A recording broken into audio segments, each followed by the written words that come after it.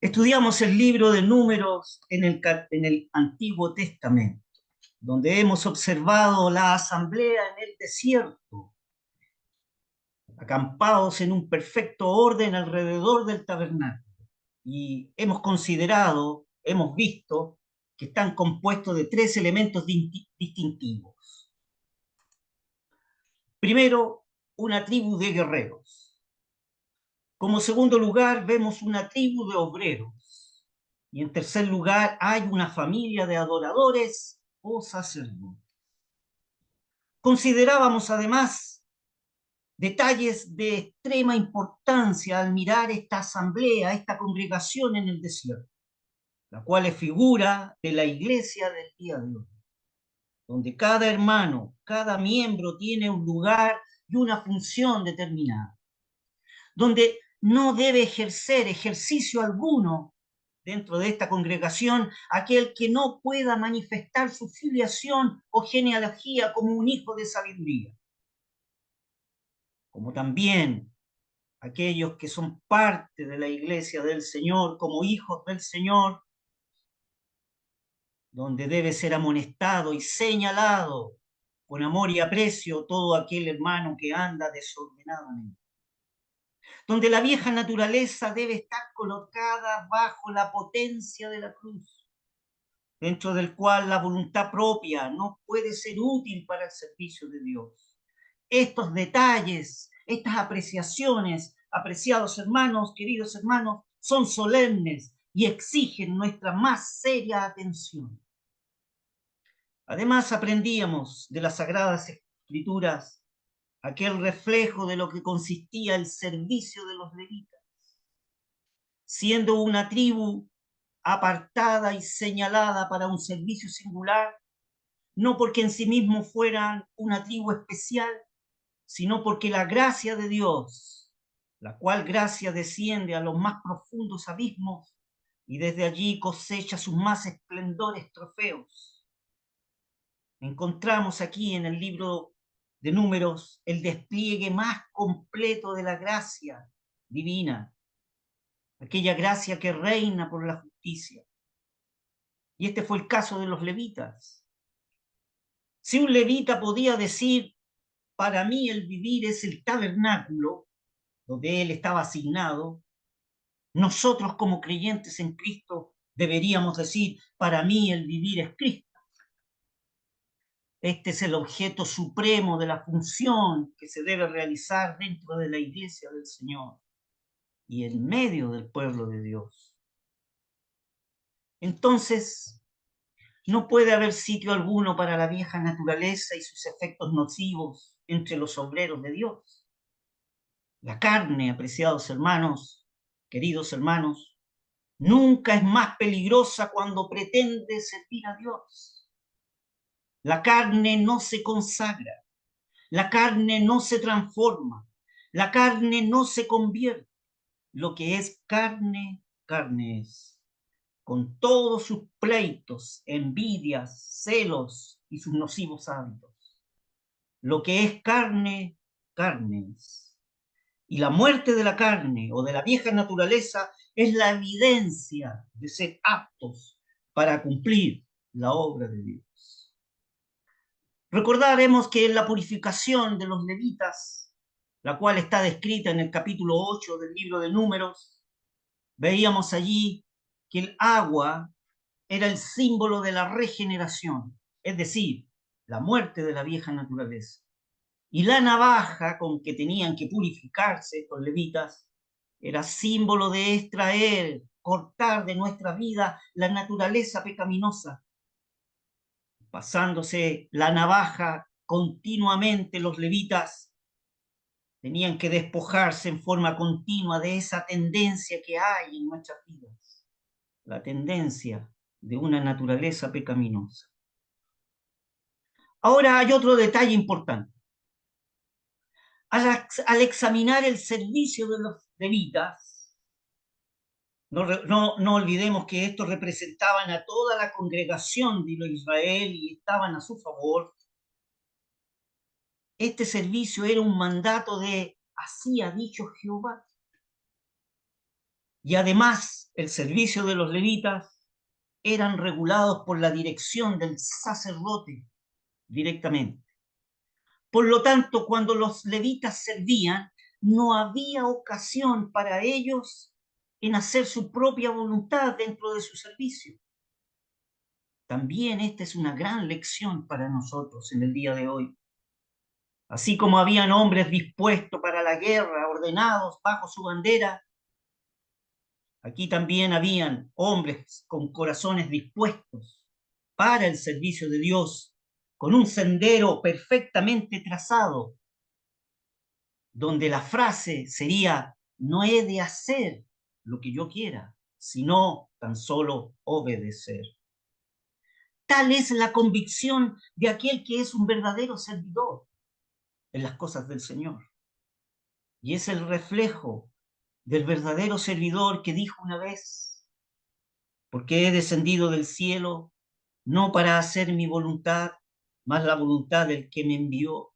Así dijo el Señor Jesús, como un servidor perfecto de la obra encomendada por su Padre. La escritura inspirada nos muestra todo lo concerniente a estos levitas. Y veíamos, al menos dentro de su genealogía, la obra que hacían los Gerson y su familia junto a su hermano Merari, los cuales estaban encomendados a llevar el tabernáculo, mientras que Coat, también descendiente de Leví, estaba destinado al santuario. Los gersonitas o lo de la familia de Gerson nada tenían que hacer con las tablas y estacas y sus cuerdas, como también los meraritas, los hijos de Merari, nada tampoco tenían que ver con las cortinas o cubiertas. Pero ambos, los gersonitas y los meraritas, estaban íntimamente unidos en una mutua dependencia. Aquí también tenemos un reflejo de la obra del Señor. Así también debe ser la obra del Señor en la iglesia. Fíjese que las tablas y las basas que tenían que llevar exactamente los meraritas, nada hubieran servido sin las cortinas. Y las cortinas que tenían que encargarse los gersonitas serían inútiles sin las tablas y las basas. Entonces, aquí hay una gran lección. Todos trabajaban a una, para un fin común, donde cada miembro estaba ocupado en su propio trabajo, donde cada miembro estaba ocupado en su obra asignada. Vamos a tomarnos un tiempo ahora para ver algunos detalles de importancia acerca de los oficios que tenían estas familias, los meraritas, los gersonitas y los coatitas. Aquí tenemos las tablas y las basas. Aquí tenemos las tablas y las basas con que se estaban conformadas el tabernáculo de reunión. Las tablas y basas están conformadas de madera de sitim, es decir, de madera de acacia. ¿Quiénes tenían que llevar? ¿Quiénes estaban a cargo de transportar las cargas y las basas? Eran los meraritas. Ellos tenían que, cada vez que armaban el tabernáculo, como cada vez que desarmaban el tabernáculo, tenían que encargarse de las tablas, de las basas, de las estacas y de las cuerdas. Pero observe de que la madera, esta madera de sitín, es decir, una madera de acacia, representa la humanidad. ¿Por qué? Porque estas maderas de sitín representan la humanidad. Porque es un material endeble, moldeable, que es afectado por el medio ambiente, es decir, es corruptible. Por lo tanto, estas tablas representan al creyente en Cristo. Todas las tablas, observe, eran rectas, derechas. No habían tablas chuecas, por así decirlo. Esto representa el orden del creyente en sí mismo. Además, para conformar el tabernáculo, todas las tablas tenían que tener un mismo porte y ser todas derechas. Esto nos habla que el creyente en Cristo, en medio del pueblo de Dios, no puede andar desordenadamente. No puede ser un desordenado. Observe otra cosa además. Si las tablas representan al creyente en Cristo que está conformando el tabernáculo donde habita Dios, es decir, el creyente en Cristo pertenece a la iglesia de Cristo donde Cristo está en medio de su pueblo, estas tablas de madera de Sitín estaban asentadas sobre basas de plata. Aquí se ven las basas de plata. ¿Qué representan esas basas de plata? Representan la salvación en Cristo. Es decir, donde el creyente tabla tiene su fundamento. Cada creyente en Cristo, verdadero en el Señor, tiene su filiación y su genealogía fundada en la obra que el Señor Jesús hizo a su favor. Y Él está en medio del pueblo de Dios, junto a otras tablas creyentes, derechas, conformando el pueblo de Dios. Pero además estas tablas, si ustedes pueden ver en la figura, estaban recubiertas de oro. Todas estas tablas de madera que tenían sus basas de plata estaban recubiertas de oro. ¿Qué nos habla esto? Significa que estamos recubiertos de la gloria de Cristo. Cada creyente en el Señor, cada verdadero creyente en el Señor, está recubierto de la gloria de Cristo. Así nos ve Dios. No nos ve como la tabla en su madera, como vemos aquí en el tabernáculo en la figura. No vemos que las tablas sean de madera, sino que toda ese color amarillo significa de que todas estas tablas de madera, cuyas basas están sobre basas de plata, están recubiertas de oro. Y es así como el Señor mira a su pueblo amado. Ninguna tabla era chueca, ninguna tabla andaba desordenadamente. Todas tenían su fundamento sobre esas basas de plata, pero además de eso estaban recubiertas de oro, representando así la gloria de Cristo.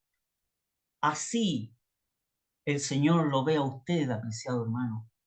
Así el Señor la ve a usted, apreciada hermana. Pero hay un detalle más. Como todo detalle en la Escritura, es importantísimo. Cada tabla, fíjese, tenía unos anillos en las partes traseras. ¿Para qué eran estos anillos?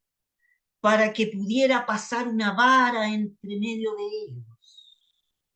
También una vara de madera de sitín recubierta de oro.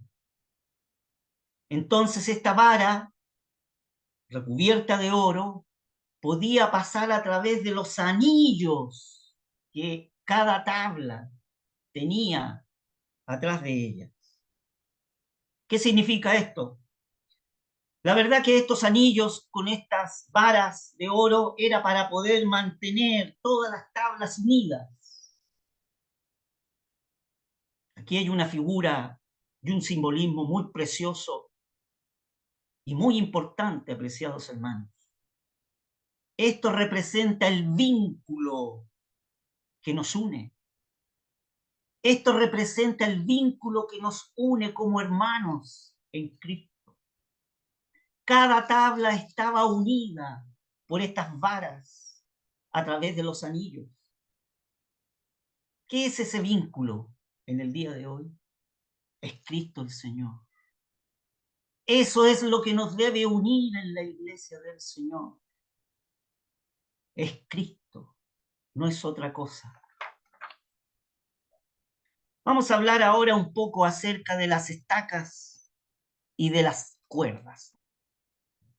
Vemos entonces que en el atrio habían estacas y cuerdas. También, ¿no es cierto?, los meranitas no solo tenían que encargarse de transportar las tablas al desarmar y armar el tabernáculo, también ellos tenían que encargarse de las estacas y de las cuerdas. Las estacas tienen la importancia de afirmar los objetos entre sí, manteniendo visible la unidad de todo el conjunto. Efectivamente, a través de las estacas y las cuerdas, el tabernáculo podía mantenerse firmemente en pie, como también todo el atrio alrededor, con sus cortinas, podía mantenerse en pie. Déjeme hacerle una pregunta, apreciado hermano, apreciada hermana. ¿Es usted, estimado hermano, estimada hermana, una estaca o una cuerda en su iglesia local? ¿Es usted un hermano estaca, una hermana estaca? ¿O es usted un hermano cuerda o una hermana cuerda? ¿Cuál es la función de la estaca y de la cuerda? Mantener la firmeza de la estructura. Aquí las cuerdas y las estacas mantenían la firmeza del tabernáculo del Señor donde Él habitaba. ¿Es usted uno de ellos? En la cual su función sería mantener la firmeza, la unidad y soportar las circunstancias que pasan en la iglesia local. ¿Es usted un hermano cuerda, una hermana cuerda que tiene que soportar la tensión de la fuerza del viento cuando habían aquellos temporales de arena? Tener que mantener firme la unidad de la estructura del tabernáculo donde habita el Señor. Qué importantes son los hermanos estacas. Qué importantes son las hermanas cuerdas que mantienen unido la unidad del medio del pueblo de Dios, manteniendo el vínculo de la unión vital en el Señor, afirmando, reteniendo, resistiendo la tensión de la estructura vital del cuerpo de Cristo. Estos son los hermanos apreciados. Fíjese que una estaca y una cuerda no es un elemento muy figurativo dentro del tabernáculo, pero esencial. ¿Qué importancia tienen todos los elementos que hay en el pueblo del Señor, en la iglesia del Señor y aquí en el tabernáculo? Vamos a observar ahora un poco los oficios de los gersonitas. Los gersonitas en su responsabilidad tenían que ellos llevar las cortinas, los velos del tabernáculo. Y si podemos ver una mirada espiritual de estos elementos, podemos discernir diversos rasgos y fases del carácter de Cristo. Vemos en estos cubiertas y velos, ¿verdad? Todo esto está descrito, apreciados hermanos, en el libro de Éxodo, el capítulo 26. Allí en el texto 1 de Éxodo 26 dice: y harás el tabernáculo de 10 cortinas de lino torcido, cardeno y púrpura y carmesí, y harás querubines de obra delicada. Tales son los diferentes aspectos bajo los cuales aparece aquí Jesucristo hombre. Cada una de las cortinas y velos representan el carácter, el aspecto de Cristo, reflejo del carácter y del aspecto que debería tener el creyente en Cristo, dentro de la iglesia, dentro del pueblo de Dios. No solo ser una tabla derecha que no anda desordenadamente, no solo ser una tabla recubierta de oro, que es la gloria del Señor, no solo una tabla recubierta de oro con las basas de plata, seguro de la salvación, unidos con el vínculo de Cristo con respecto a los hermanos, sino que estas tablas también estaban recubiertas de estas cortinas y velos para conformar el tabernáculo.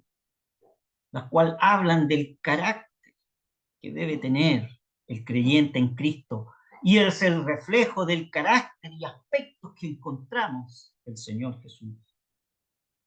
Fíjese que el lino torcido representa la pureza, el lino torcido es blanco, representa la pureza perfecta de la vida y el carácter. ¿Dónde encontramos el lino torcido? Lo encontramos en el atrio. Si usted ve, ¿no es cierto? El atrio estaba rodeado de un manto blanco que es el lino torcido, reflejo de la pureza perfecta de la vida, del carácter del Señor, apartado del mundanal ruido, apartado para el servicio y para la honra y para la gloria de Dios. Y esto es un reflejo del creyente en Cristo en el día de hoy. ¿Hay lino torcido en tu vida espiritual, oh apreciado hermano, oh apreciada hermana? ¿Hay ese carácter santo que te aparta de la mundanalidad, del ruido que hay afuera?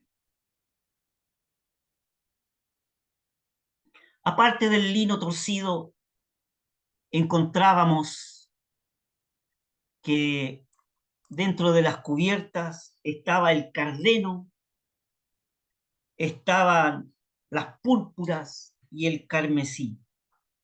Estas cortinas nos muestran al Señor de los cielos, que debe reinar según los consejos divinos, pero solamente después que ha sufrido.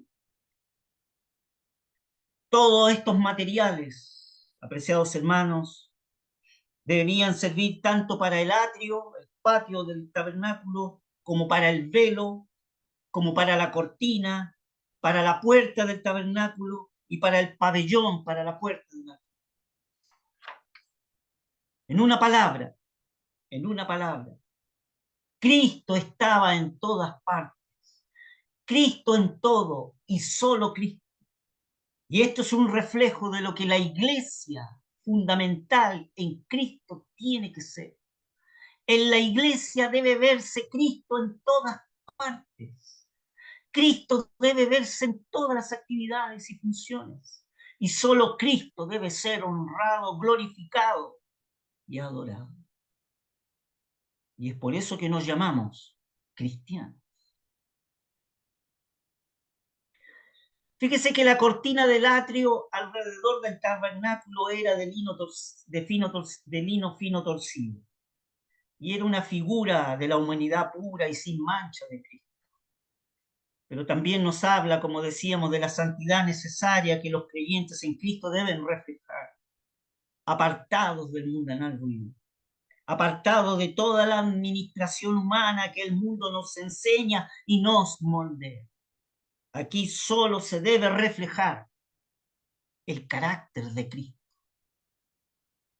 Las cubiertas que vemos aquí en esta figura del tabernáculo también están descritas allí en Éxodo capítulo 26, las tablas también, todos estos elementos del tabernáculo, léalo usted con calma después en su estudio personal, apreciado hermano, apreciada hermana, Éxodo 26, están descritas todos estos detalles.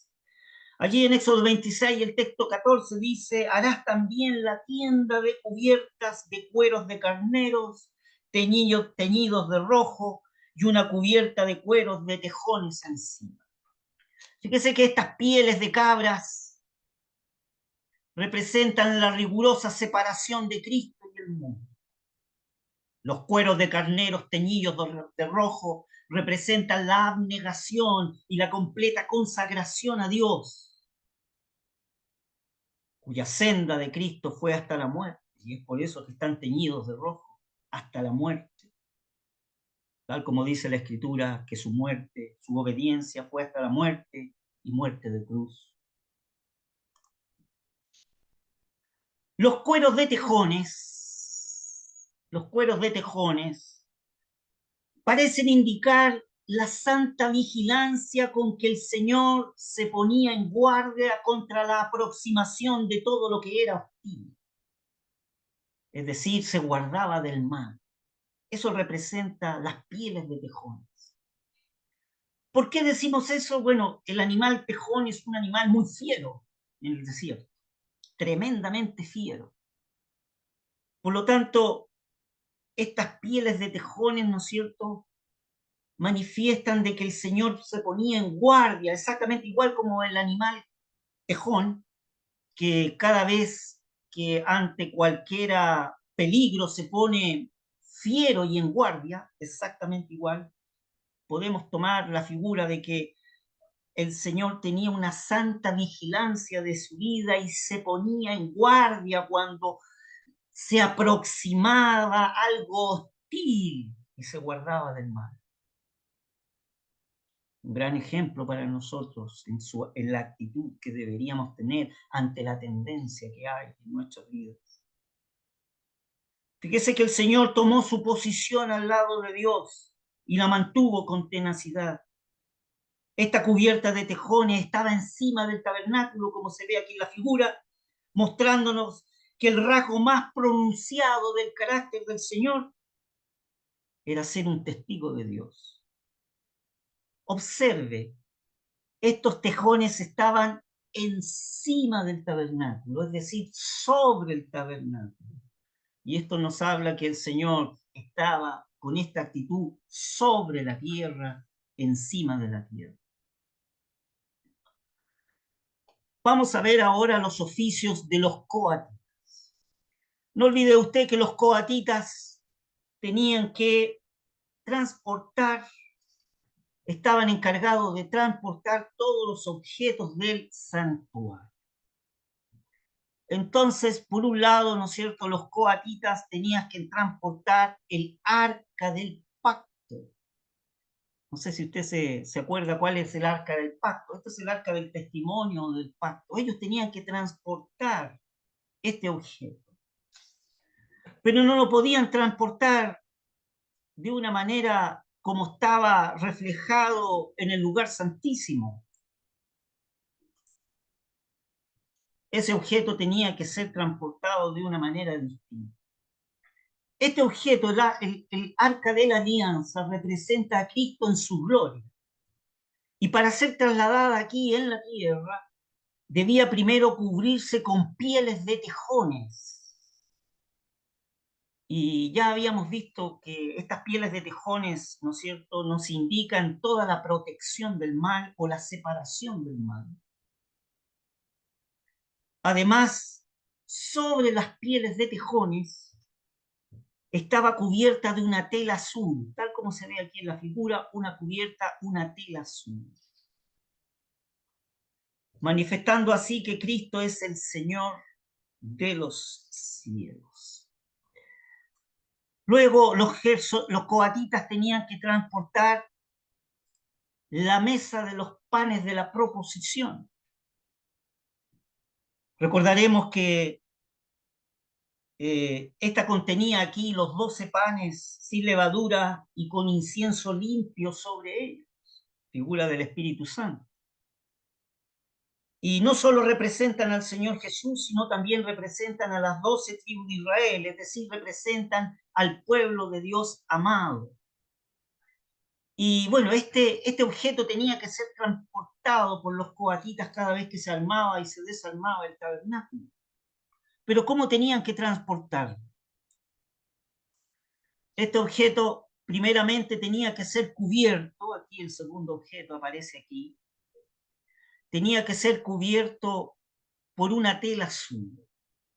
La tela azul nos habla de Cristo que viene del cielo.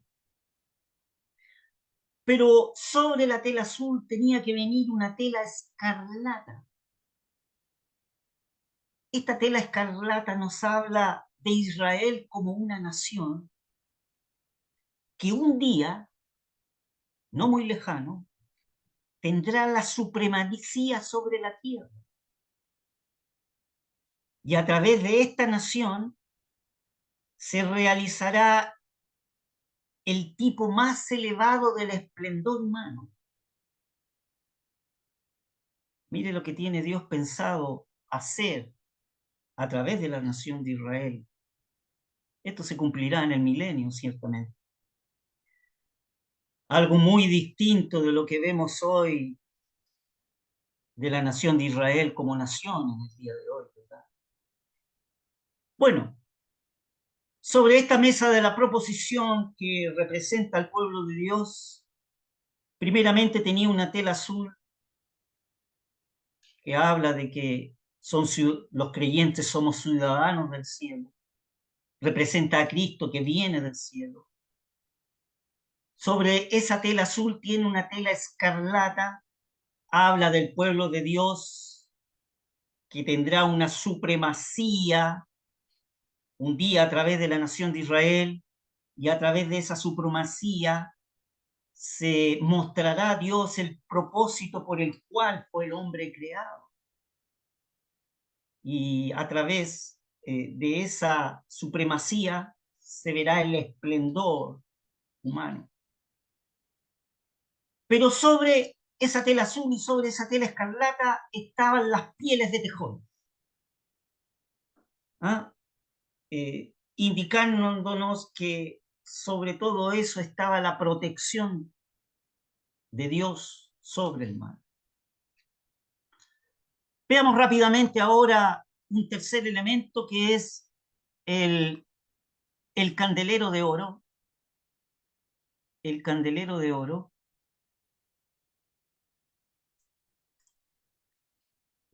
Recordará de que el candelero de oro, ¿no es cierto?, habla sobre la luz y el testimonio. La luz y el testimonio que representa a Cristo y la luz y el testimonio que debe dar el creyente en Cristo. Fíjese que tanto el altar de oro como el candelero de oro, no olvide usted que el altar de oro es el altar de perfume, este altar de perfume que estaba en el lugar santo delante del velo, antes de entrar al lugar santísimo, donde se quemaba el incienso. Tanto el candelero como este altar de incienso o el altar de oro, las cubiertas para ser trasladado eran idénticas. Primero tenía una envoltura celeste y sobre ella tenía los pieles de tejón. Con respecto al al candelero de oro, decíamos que nos habla, ¿no es cierto?, de la luz y el testimonio que el creyente en Cristo debe tener. Y el altar de oro nos habla de Cristo en su valor de intercesión, que es un perfume delante de Dios, como también refleja la intercesión que tiene que tener el creyente en Cristo por su pueblo amado, por el pueblo amado de Dios, la iglesia, y su oración, ¿no es cierto?, sube como un perfume. Por último, por último, tenemos el último objeto que los coatitas tenían que llevar. Y este era el altar de sacrificio, el altar de bronce o el altar de metal. Para su, para su traslado observamos que estaba cubierto de una tela de púrpura. No olvidemos que que este objeto representa a Cristo como aquel que ha sufrido en la cruz. Este objeto representa a Cristo como que ha sufrido por nuestros pecados. Representa a Cristo en la muerte en la cruz. Por lo tanto, tiene una cubierta para ser trasladado, una cubierta de, de púrpura, de una tela de púrpura. Y la púrpura nos habla del color de la realeza. Entonces, debemos concluir, ¿no es cierto?, de que el que ha muerto en la cruz debería llevar un día el cetro de realeza. Él llevó un día la corona de espinas. Un día llevará la corona de gloria. Bueno, estas son las instrucciones, apreciados hermanos, que nos proporcionan las sagradas escrituras para los obreros, para los levitas, que son una tribu de obreros en medio del pueblo de Dios, y estaban representadas en los meraritas, que tenían que llevar las tablas, las basas, las estacas y las cuerdas, los gersonitas, que tenían que llevar las cubiertas y los velos, las telas, y los coatitas, que tenían que transportar cada uno de los objetos del tabernáculo, donde se nos presenta en tipo o figura de los distintos obreros en la iglesia del Señor, los distintos obreros de la iglesia del Dios vivo y verdadero, los distintos obreros de la iglesia de Cristo. Teniendo esto, apreciados hermanos, como un telón de fondo, les invito entonces a considerar en esta tarde, en nuestro estudio, el capítulo 5 del libro de Números. La palabra del Señor dice así, Números capítulo 5. Y Jehová habló a Moisés diciendo, manda a los hijos de Israel que echen del campo a todo leproso y a todos los que padecen flujo de semen y a todo contaminado sobre muerto. Así hombres como mujeres echaréis, fuera del campo los echaréis, porque no contaminen el campo de aquellos entre los cuales yo habito. E hicieronlo así los hijos de Israel, que los echaron fuera del campo, como Jehová dijo a Moisés, así lo hicieron los hijos de Israel.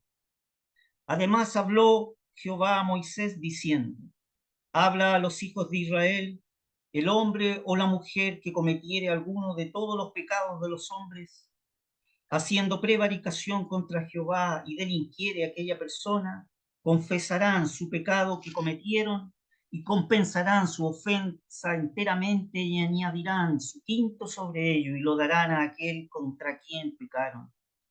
Y si aquel hombre no tuviere pariente al cual sea resarcida la ofrenda, daráse la indemnización del agravio a Jehová, al sacerdote, a más del carnero de las expiaciones con el cual hará expiación por él. Y toda ofrenda de todas las cosas santas que los hijos de Israel presentaren al sacerdote, suya será. Y lo santificado de cualquiera será suyo. Asimismo, lo que cualquiera diere al sacerdote será suyo. Texto 11.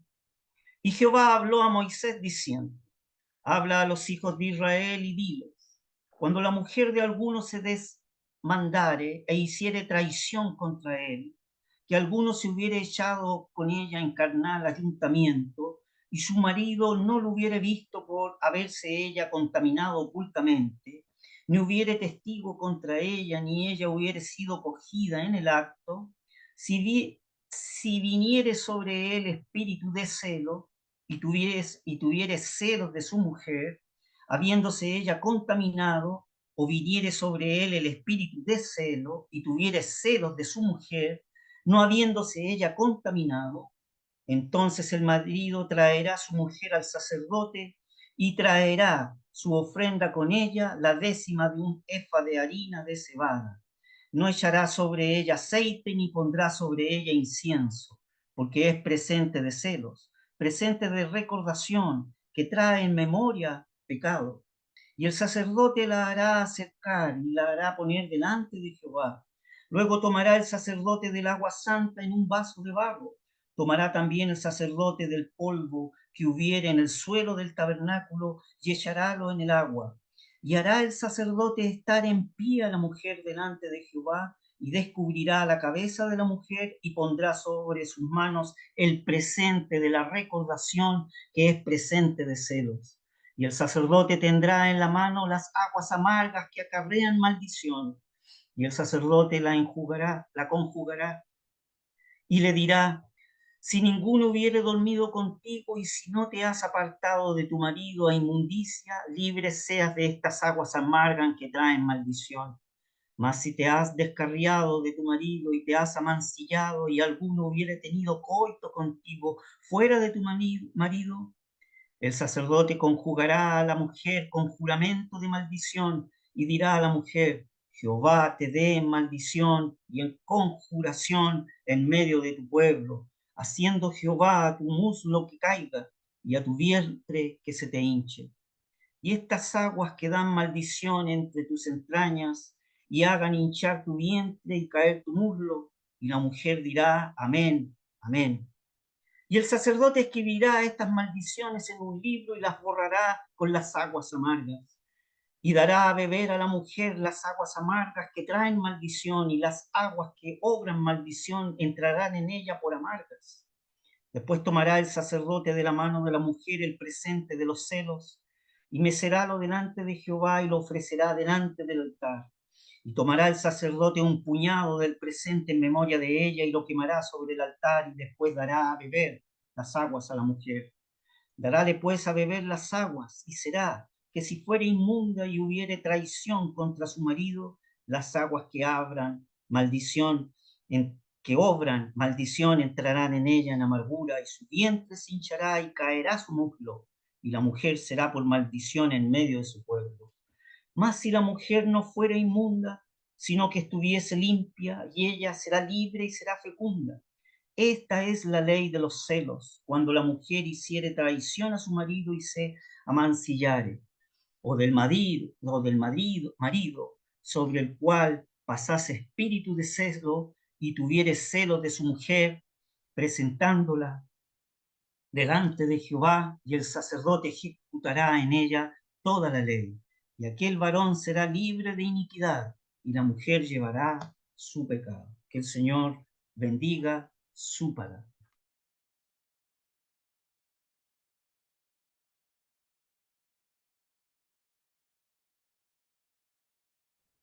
Aquí tenemos, apreciados hermanos, apreciadas hermanas, desplegado ante nosotros el gran principio fundamental sobre el cual estaba establecida la disciplina en la asamblea.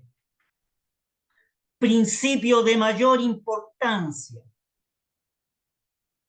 aunque tan poco comprendido y tan poco observado en el día de hoy. Era la presencia de Dios en medio de su pueblo de Israel, el cual reclamaba la santidad de ellos, porque no se contaminen, porque no contaminen el campo de aquellos entre los cuales está escrito: yo habito. El lugar en el que el santo habita debe ser, por lo tanto, santo. Es una verdad muy sencilla, pero es una verdad apremiante. Dios tiene ojos demasiado puros para ver el mal y mirar la iniquidad. Dios no puede tener comunión con el mal. Pero no habita el Espíritu Santo en el creyente individualmente, y no obstante, debemos decir con tristeza que hay mucho mal en nosotros. En efecto, el Espíritu Santo habita en el creyente porque la redención ha sido cumplida. Está en el creyente, pero no como un sello de lo que él es en su naturaleza, sino como un sello de lo que es él en Cristo. Gozamos de su presencia y de su comunión exactamente en la medida con que el mal está en nosotros. Es habitualmente juzgado por nosotros mismos, así como lo hacían los levitas pasando su navaja sobre su cuerpo. Así debemos diariamente y continuamente juzgar nuestro mal. Igualmente podemos expresar en cuanto a la asamblea, sin duda, en cuanto a la iglesia del Señor, sin duda, que en ella hay mal, y el mal en cada uno de los que forman parte, y por lo tanto el mal como un cuerpo colectivo. Pero hay que juzgar el mal, y si es juzgado, no se concientiza que obre, quedará anulado. Pero sostener que en una congregación o asamblea no tiene por qué juzgar el mal sería sencillamente establecer lo que se llama el antinominismo. Busque usted en el diccionario lo que significa antinominismo. ¿Cuál hubiera sido el resultado si Israel hubiera rehusado obedecer el mandamiento terminante de expulsar a los leprosos de su congregación?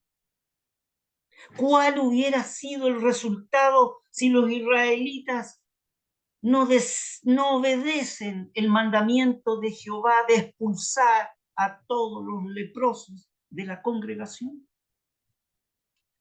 Supongamos que ellos hubieran dicho: no somos responsables de juzgar el mal, ni creemos que es propio de mortales como nosotros, pobres, débiles y falibles, de juzgar lo que fuere. Estos individuos leprosos, manchados, son tan israelitas como nosotros y tienen tanto derechos como nosotros a todas las bendiciones y a todos los privilegios del campamento. No vemos la conveniencia de echarlos fuera. ¿Qué hubiera contestado Dios ante semejante posición o ante semejantes objeciones? Leemos en la Escritura, apreciados hermanos, allá en el Salmo 89. Dios terrible en la grande congregación de los santos y formidable sobre cuanto están alrededor suyo. Vemos un gran ejemplo en el pecado de Acán, allá en Josué capítulo 7, ahí en los textos 11 y 12, donde se observa la codicia de aquel israelita en tomar el anatema cuando fueron a la batalla. ¿Y cuál fue la consecuencia? La codicia, habiendo concedido en el corazón de un miembro de la congregación, engendró pecado.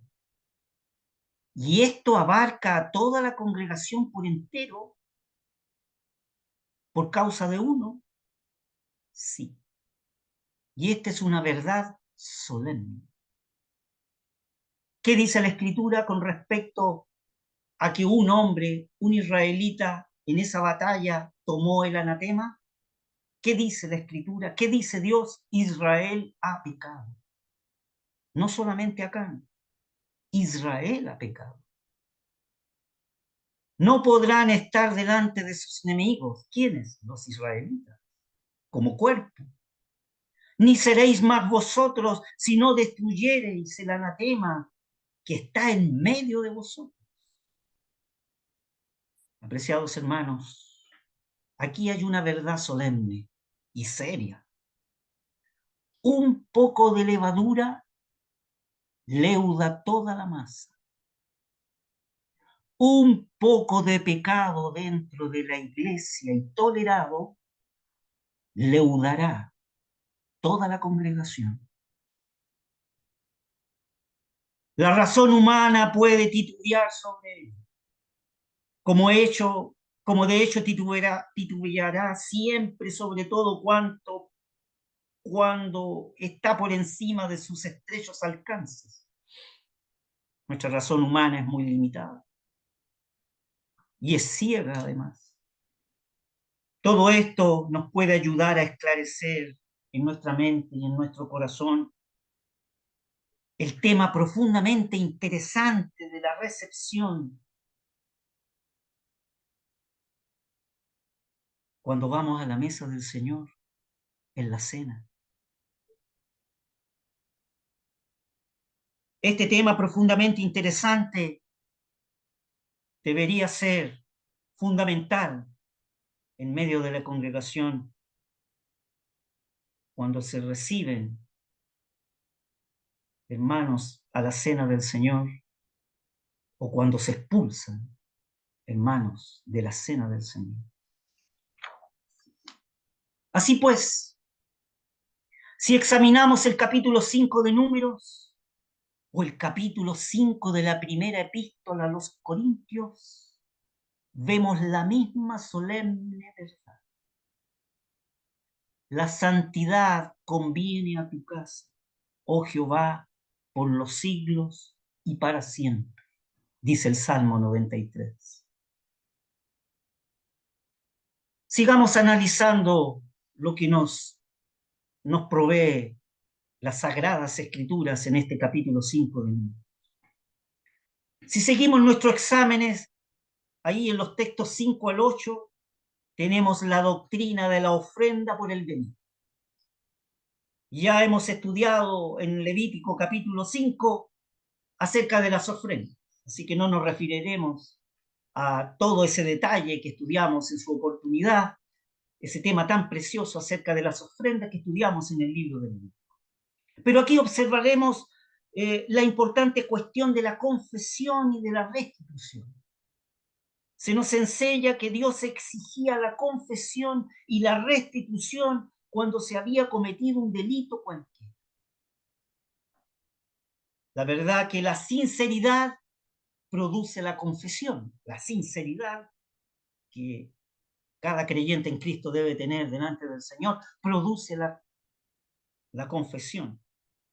Pero esa confesión debe ser demostrada por la restitución. No bastaba a un israelita que hubiese cometido un delito contra un hermano, dijese tan solo, me pesa en el corazón. No, no basta confesar. El israelita debía restituir lo que hubiese tomado, añadido o dañado con un quinto de su valor. Y aun cuando nosotros no estamos bajo la ley, no dejaremos sacar una buena enseñanza de estos preceptos, ¿verdad? Aunque no estamos bajo ayo, podemos aprender de ella, la ley, buenas lecciones. Si hemos hecho alguna injusticia a alguien, si hemos hecho alguna injusticia a algún hermano, a alguna hermana, no basta confesar a Dios nuestro pecado y a nuestro hermano ofendido. Debemos además hacer una restitución del daño que hemos causado, ya sea un daño material o un daño moral o un daño espiritual. Somos llamados, apreciados hermanos, a dar una prueba práctica de habernos juzgado nosotros mismos en cuanto al hecho del pecado que mora en nosotros. En una palabra, todo está sujeto a la influencia moral y sana de una conciencia sensible y delicada.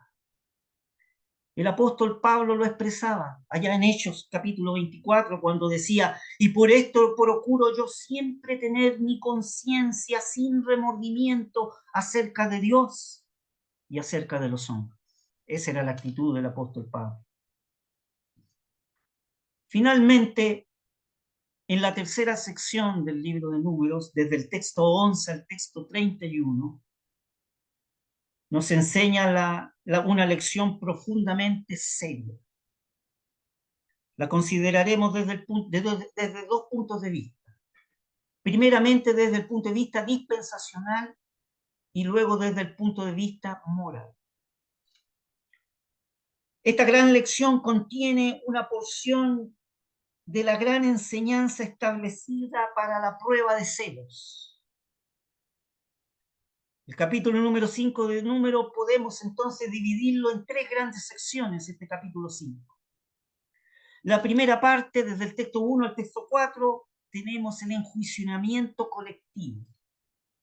El hecho de que toda la nación de Israel tenía que echar fuera del campamento a todos los leprosos y a todos los que padecen flujo de semen y a todo contaminado sobre muerto. Tenían que echarlos de la congregación. ¿Qué significa eso? Que esos israelitas no podían tener comunión con el pueblo de Israel. Figura de lo que la iglesia de Dios en medio de su pueblo debe hacer. Entonces, la primera parte, desde el texto 1 al texto 4, tenemos el enjuiciamiento colectivo. La segunda parte, desde el texto 5 al texto 10, tenemos el enjuiciamiento individual de sí mismo. Individualmente, cada individuo era enjuiciado, debía confesar su mal y debía restituir, pagar un quinto el daño que había hecho. Y la tercera parte, desde el texto 11 al 31, se nos enseña que Dios no puede soportar ni la simple sospecha del mal. Observe eso, subraye esa frase. Esta tercera parte se nos enseña que Dios no puede soportar ni la simple sospecha del mal. Entonces vamos a abarcar esta tercera parte bajo dos puntos de vista. Dispensacionalmente primero. Esta ordenanza tiene un alcance acerca de las relaciones de Jehová con Israel. Por eso se habla de dispensación o mayordomía de Dios sobre su pueblo. Los profetas en antaño hablan a menudo de la conducta de Israel considerada como una esposa. Y nos hablan los profetas también sobre los celos de Jehová desde ese punto de vista. El profeta Jeremías y el profeta Ezequiel, o en el libro de Jeremías y en el libro de Ezequiel, se nos muestra que Israel no ha podido resistir la prueba investigadora de las aguas amargas. Su infidelidad ha sido puesta en manifiesto.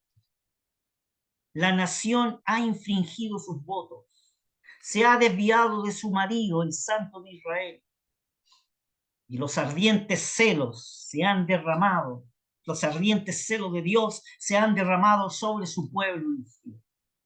Allí tenemos la visión dispensacionalista o la mayordomía de Dios sobre su pueblo Israel. Veámoslos ahora desde el punto de vista moral. La ordenanza para la prueba de los celos lleva consigo la impresión de un carácter divino. Por lo tanto, afecta los pensamientos y los sentimientos de un esposo ultrajado, o cuanto menos de uno que sospecha infidelidad y amarga su corazón. La verdad que para el esposo la simple sospecha es intolerable. Y cuando ella se apodera del corazón, la cuestión ha de examinarse a fondo. El proceso es de naturaleza tan rigurosa que solo la inocencia podía soportarlo.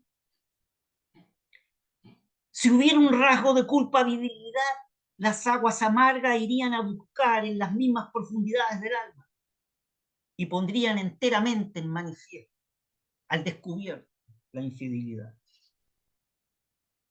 Si no había ningún medio de escape para el culpable. Pero podemos añadir que este mismo hecho hacía tanto más triunfante la justificación de la inocente. El mismo procedimiento descubría la culpabilidad de la transgresora, como ponía en manifiesto la inocencia de la que era fiel. Por lo tanto, encontramos aquí un procedimiento divino, por lo tanto, es un procedimiento perfecto.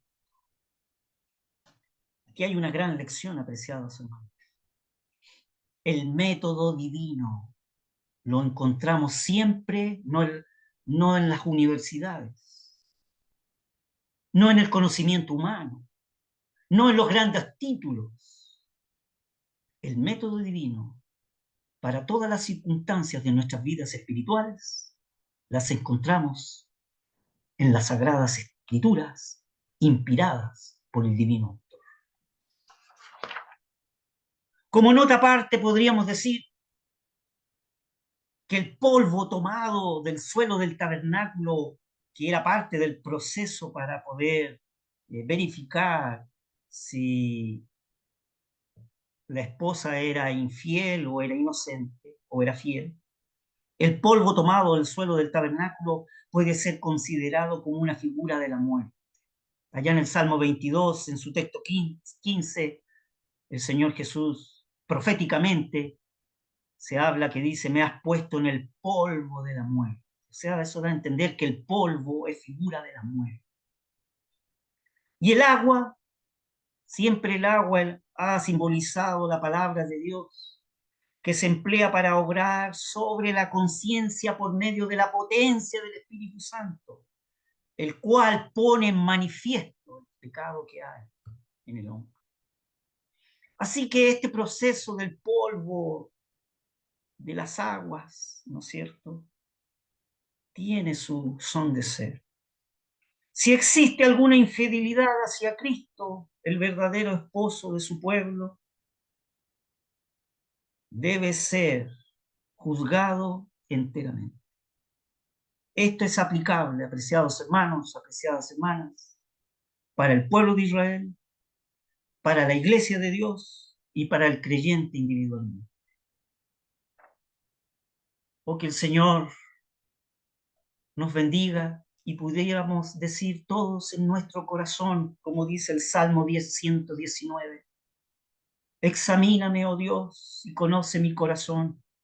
Pruébame y reconoce mis pensamientos y ve si hay en mí camino de perversidad y guíame por el camino eterno.